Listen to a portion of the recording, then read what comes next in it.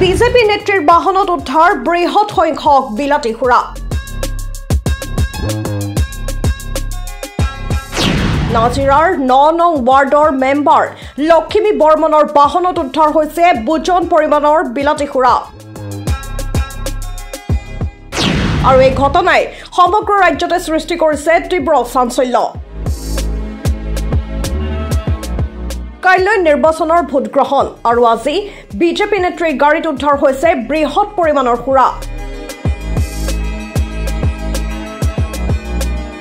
এই ঘটনাই তীব্ৰ চাঞ্চল্যৰ সৃষ্টি কৰিছে সমগ্ৰ ৰাজ্যতে। নাজিৰা জনস্বাস্থ্য কাৰিকৰী বিভাগ নাজিৰা সংমণ্ডল কাৰ্যালয়ৰ ভিতৰত বুজন পৰিমাণৰ বিলাতী সুৰা ভৰ্তি এখন টাটা পাঞ্চ গাড়ী উদ্ধাৰ হৈছে। নাজিৰা নগৰৰ ৯ নং ৱাৰ্ডৰ বিজেপি ৱাৰ্ড মেম্বাৰ লক্ষ্মী বৰ্মনৰ নামত থকা গাড়ীখনত উদ্ধাৰ হৈছে বুজন পৰিমাণৰ বিলাতী সুৰা। আৰু এই ঘটনাক লৈ তীব্ৰ চাঞ্চল্যৰ সৃষ্টি হৈছে সমগ্ৰ ৰাজ্যতে। নিৰ্বাচনৰ প্ৰাক মুহূৰ্তত নিৰ্বাচনী নীতি উলংঘা কৰি শাসকীয় দলৰ ৯ নং ৱাৰ্ডৰ ৱাৰ্ড মেম্বাৰৰ নামত থকা গাড়ীখনত সুৰা উদ্ধাৰ কৰাক লৈ এতিয়া বহু প্ৰশ্নই উত্থাপন হৈছে। লক্ষ্মী বৰ্মনৰ নামত আছে মালিক বুলি আজিহে আমি গম পাওঁ। ধৰক সেয়া লক্ষ্মী বৰ্মন এওঁলোকৰ ৰিলেটিভছে হয়। কালিৰ পৰা ৰাইডে দিছে, আমি সকলোৱে জানো যে সুৰা নিষিদ্ধ হৈ আছে। তেনে অৱস্থাত নাজিৰা নগৰৰ ৯ নম্বৰ ৱাৰ্ডৰ ৱাৰ্ড মেম্বাৰগৰাকীৰ গাড়ীত এইখন গাড়ীতে বহুত পৰিমাণৰ যেতিয়া বিলাতী সুৰা ধৰা পৰিছে। তো তেনেস্থলত আমি সকলোকে ক'ব বিচাৰিছোঁ এয়া কি ধৰণৰ ৰাজনীতি চলিছে। য'ত সুৰা নিষিদ্ধ কৰিছে তেনেকুৱা জেগাত আপোনাৰ বৃহৎ পৰিমাণৰ সুৰা লৈ পেলাই এগৰাকী বিজেপি নেত্ৰীয়ে গাড়ীত লৈ ঘূৰি ফুৰাৰ উদ্দেশ্য কি হ'ব পাৰে এয়া আমি সকলোৱে জানো। যিহেতু কাইলৈ ভোটগ্ৰহণ আছে, তেনেকুৱা দিনত আজি এগৰাকী মহিলা হৈ পেলাই এই গাড়ীখনত মদ লৈ পেলাই কি উদ্দেশ্যে যাব আমি সকলোৱে জানো। এই সকলোখিনি কাম বিজেপিয়ে আজি অতদিনৰ পৰা কৰি আছে।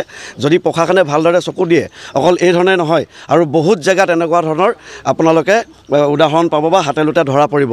আমি ইয়াৰ পৰা ৰাইজক আহ্বান জনাইছোঁ, যি সময়ত মুখ্যমন্ত্ৰীয়ে কৈ আছে যে স্বচ্ছৰ নিকা এটা ৰাজনীতি হ'ব লাগে, তেনে অৱস্থাত আজি মোদী ডাঙৰীয়া আৰু হিমন্ত বিশ্ব শৰ্মা ডাঙৰীয়ালৈ মুখ্যমন্ত্ৰীলৈ মই এটা প্ৰশ্ন কৰিব বিচাৰিছোঁ।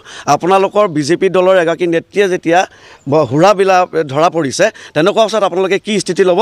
আৰু ৰাইজে ইয়াত এটা বিচাৰ কৰি চাব যে বিজেপি চৰকাৰখনে কি ধৰণে এটা মুখেদি কয় এটা কৰে এটা। যদি আজি তেওঁলোকে সঁচাকৈ ভাল কাম কৰিছিলে তেতিয়াহ'লে তেওঁলোকে মদৰ গাড়ী লৈ পেলাই কিয় ঘূৰিবলগীয়া আছে? যদি তেওঁলোকে দেশৰ উন্নতি কৰিছে, বিকাশ কৰিছে, তেনে অৱস্থাত ৰাইজক গৈ পেলাই মদ বিলোৱা, ধন বিলোৱা, আজি বিভিন্ন এলেকাত ধন বিলোৱা আছে। খালি প্ৰমাণ নোপোৱাৰ দুখত আমি কাকো একো কৰিব পৰা নাই। আজি তেখেতলোকে ধৰা পৰিছে। তো এনেকুৱা ধৰণৰ ঘটনাখিনি যাতে আমাৰ ৰাইজে বুজি পায়, এইবাৰ এটা নিজৰ বিবেকেৰে ভোটদান কৰে, এইটোৱে আমি সকলোকে আহ্বান জনাইছোঁ। আৰু এনেকুৱা ধৰণৰ বহুত ঘটনা আপোনালোকে যদি সকলোৱে চকু দিয়ে বহুত বিভিন্ন ধৰণে পাব। বিজেপি চৰকাৰী কাৰ্যালয়ৰ ভিতৰত এই সুৰাখিনি উদ্ধাৰ হৈছে। মই সেইটোৱে ক'বলৈ গৈছোঁ, চৰকাৰী বিভাগক তেওঁলোকে নিজৰ ঘৰুৱা নিচিনা ব্যৱহাৰ কৰিবলৈ ধৰিছে। তেওঁলোকে যেন সকলোবিলাক তেওঁলোকৰ নিজৰ ঘৰৰ এটা ঘৰৰ ৰুম এনেকুৱা ধৰণৰ ব্যৱহাৰ কৰিছে। আজি এইটো চাওক, চৰকাৰী অফিচ, তাত এখন নিষিদ্ধ কালিৰ পৰা ৰাইডে দিছে যে 48 ঘণ্টাৰ ভিতৰত কোনো মদ ক'তো পাব নালাগিব। তেনে অৱস্থাত মদৰ দোকানত মদ নাপায়, কিন্তু গাড়ীৰ ভিতৰত বিজেপি নেত্ৰীয়ে মদ লৈ বিলাই ফুৰিছে। এইটো কেনেকুৱা ধৰণৰ হ'ব পাৰে? তো সেইকাৰণে স্পষ্ট হৈ আছে যে বিজেপিয়ে বিভিন্ন ধৰণৰ প্ৰলোভনেৰে ৰাইজক ভোট কিনিব বিচাৰিছে, প্ৰলোভন দিব বিচাৰিছে, লোভ দিব বিচাৰিছে। আৰু ৰাইজে ইয়াৰ এটা সুবিচাৰ কৰি পেলাই যাতে নিজৰ বিবেকেৰে ভোট দিয়ে, আমি এইটোৱে ক'ব বিচাৰিছোঁ। নাজিৰাৰ পৰা ৰফিকুৰ ৰহমানৰ ৰিপৰ্ট, নিউজ 13।